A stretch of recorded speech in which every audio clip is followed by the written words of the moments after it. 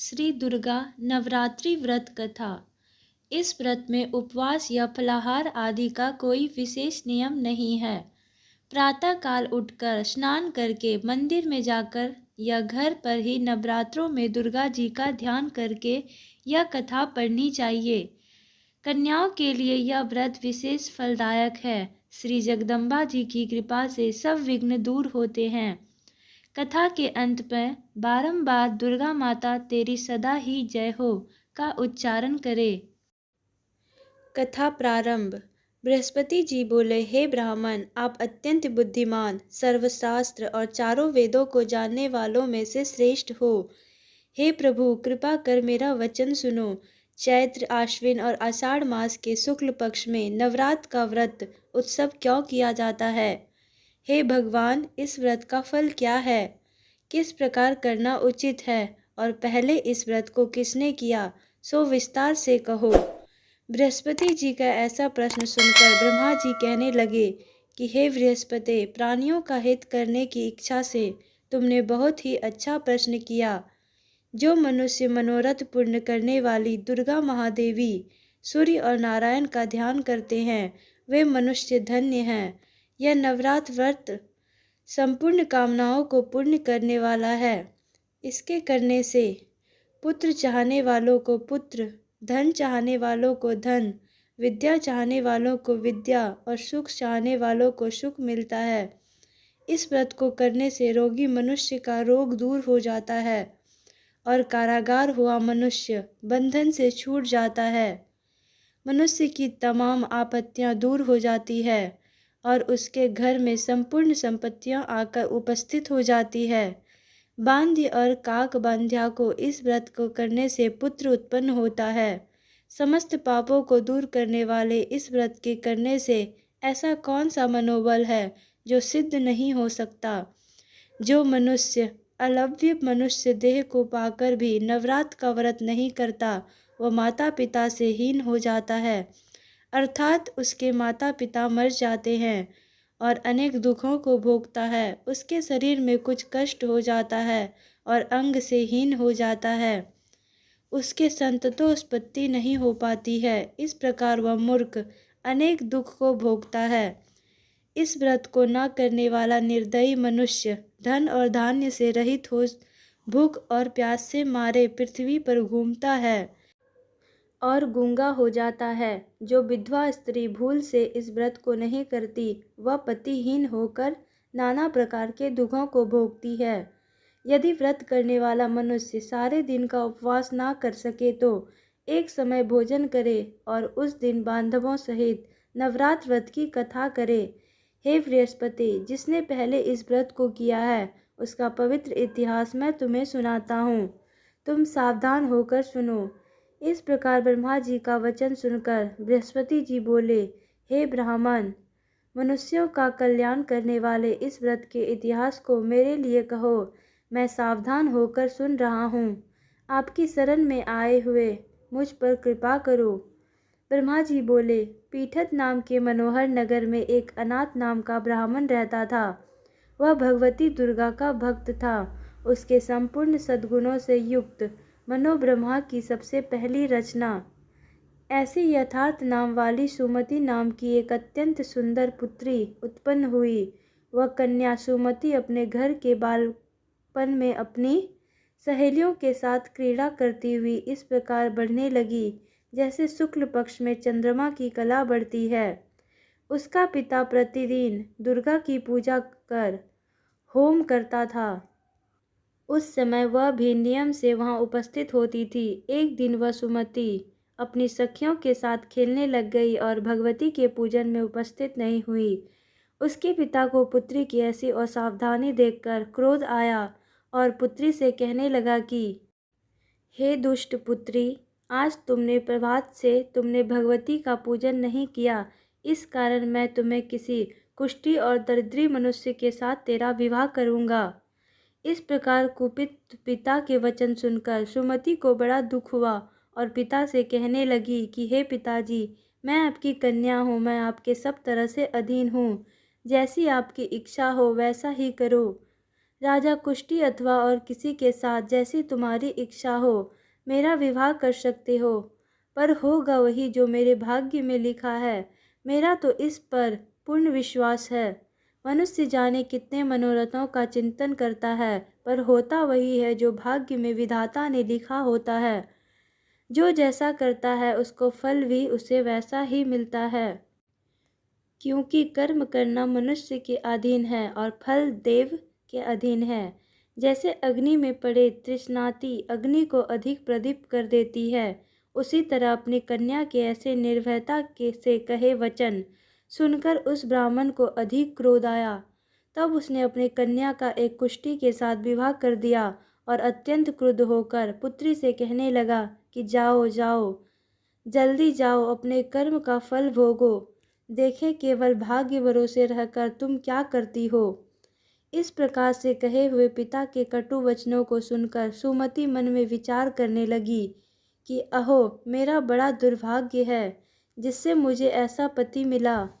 इस तरह अपने दुख का विचार करती हुई वह सुमति अपने पति के साथ वन में चली गई और भयावने कुशवृत्त उस स्थान पर उन्होंने वह रात बड़े कष्ट से व्यतीत की। उस गरीब बालिका की ऐसी दशा देखकर भगवती पूर्व पुण्य के प्रभाव से प्रकट होकर सुमति से कहने लगी कि हे दीन ब्राह्मणी, मैं तुम पर प्रसन्न हूँ। तुम चाहो जो वरदान मांग सकती हो। मैं प्रसन्न होने पर मनवांछित फल देने वाली हूँ।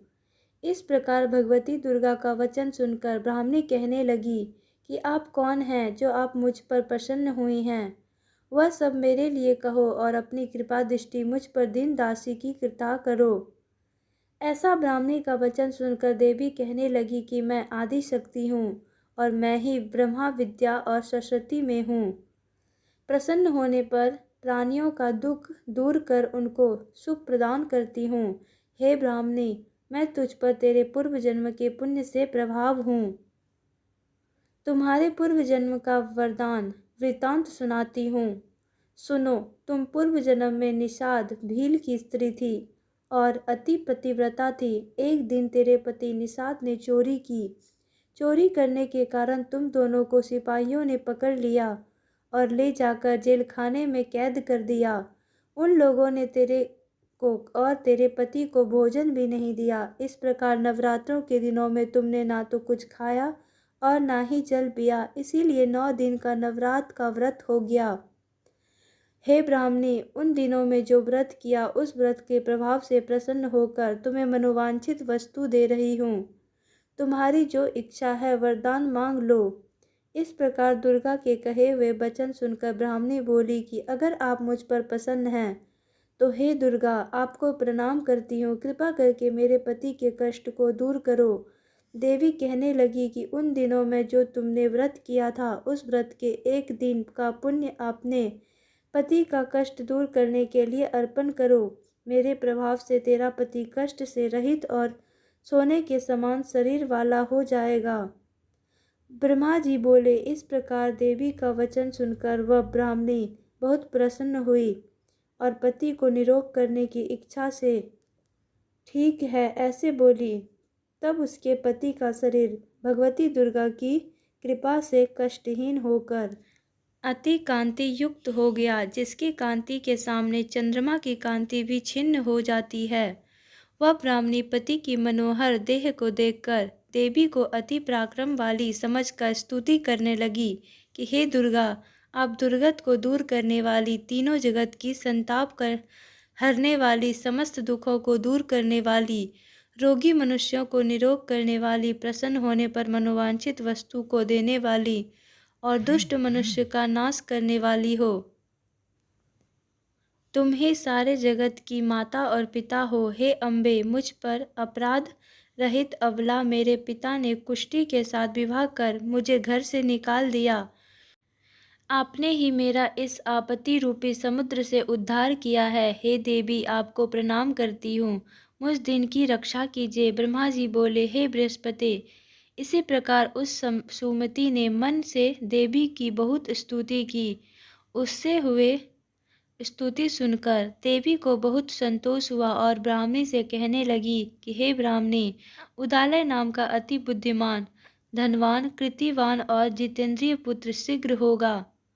ऐसा कहकर जो कुछ तेरी इच्छा हो वही मनोवांछित वस्तु मांग सकती हो। ऐसा भगवती दुर्गा का वचन सुनकर सुमति बोली कि हे भगवान भगवती दुर्गे, अगर आप मेरे ऊपर प्रसन्न हैं तो कृपा कर मुझे नवरात्रि व्रत विधि बतलाइए। हे दयावंती, जिस विधि से नवरात्र व्रत करने से आप प्रसन्न होती हैं, उस विधि और उसके फल को मेरे लिए विस्तार से वर्णन कीजिए। इस प्रकार ब्राह्मणी के वचन सुनकर दुर्गा कहने लगी, हे ब्राह्मणी, मैं तुम्हारे लिए संपूर्ण पापों को दूर करने वाली नवरात्र व्रत विधि को बतलाती हूँ, जिसको सुनने से समान पापों से छूटकर मोक्ष की प्राप्ति होती है। आश्विन मास के शुक्ल पक्ष की प्रतिपदा से लेकर 9 दिन तक विधि पूर्वक व्रत करे। यदि दिन भर का व्रत ना कर सके तो एक समय भोजन करे। पढ़े लिखे ब्राह्मणों से पूछकर कलश स्थापना करे और वाटिका बनाकर उसको प्रतिदिन जल से सींचे। महाकाली, महालक्ष्मी और महासरस्वती इनकी मूर्तियां बनाकर उनकी नित्य विधि सहित पूजा करे और पुष्पों से विधि पूर्वक अर्घ्य दे। बिजोरा के फूल में अर्घ्य देने से रूप की प्राप्ति होती है। जायफल से कीर्ति, दाग से कार्य की सिद्धि होती है। आंवले से सुख और केले से भूषण की प्राप्ति होती है। इस प्रकार फलों से अर्घ्य देकर यथा विधि हवन करे। खांड, घी, गेहूँ, शहद, जौ, तिल, बिल्व, नारियल, दाक और कदम्ब इनमें हवन करे। गेहूँ होम करने से लक्ष्मी की प्राप्ति होती है। खीर व चंपा के पुष्पों से धन और पत्तों से तेज और सुख की प्राप्ति होती है। आंवले से कीर्ति और केले से पुत्र प्राप्त होता है। कमल से राज सम्मान और दाखों से सुख संपत्ति की प्राप्ति होती है। खंड, घी, नारियल, जौ और तिल इनसे तथा फलों से होम करने की मनवांछित वस्तु की प्राप्ति होती है। व्रत करने वाला मनुष्य इस विधान से होम कर आचार्य को अत्यंत नम्रता से प्रणाम करे और व्रत की सिद्धि के लिए उसे दक्षिणा दे। इस महाव्रत को पहले बताई हुई विधि के अनुसार जो कोई करता है उसके सब मनोरथ सिद्ध हो जाते हैं। इसमें तनिक भी संशय नहीं है। इन 9 दिनों में जो कुछ दान आदि दिया जाता है उसका करोड़ों गुना मिलता है। इस नवरात्र के व्रत करने से ही अश्वमेध यज्ञ का फल मिलता है। हे ब्राह्मणी, इस संपूर्ण कामनाओं को पूर्ण करने वाले उत्तम व्रत को तीर्थ मंदिर अथवा घर में ही विधि के अनुसार करें। ब्रह्मा जी बोले, हे बृहस्पति, इस प्रकार ब्राह्मणी को व्रत की विधि और फल बताकर देवी अंतर ध्यान हो गई।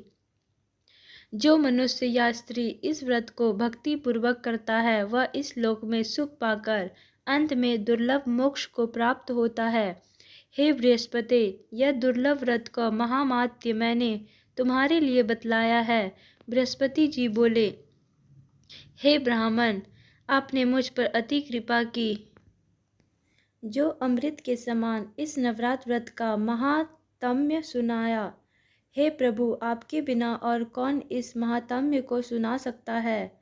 ऐसे बृहस्पति जी के वचन सुनकर ब्रह्मा जी बोले, हे बृहस्पति, तुमने सब प्राणियों का हित करने वाला इस अलौकिक व्रत को पूछा है, इसीलिए तुम धन्य हो। यह भगवती शक्ति संपूर्ण लोकों का पालन करने वाली है। इस महादेवी के प्रभाव को कौन जान सकता है। जय माँ दुर्गा। थैंक यू दोस्तों। अगर यह वीडियो आपको अच्छी लगे तो प्लीज़ लाइक करें, शेयर करें, कमेंट करें और हमारे चैनल को सब्सक्राइब करें। Thanks for watching.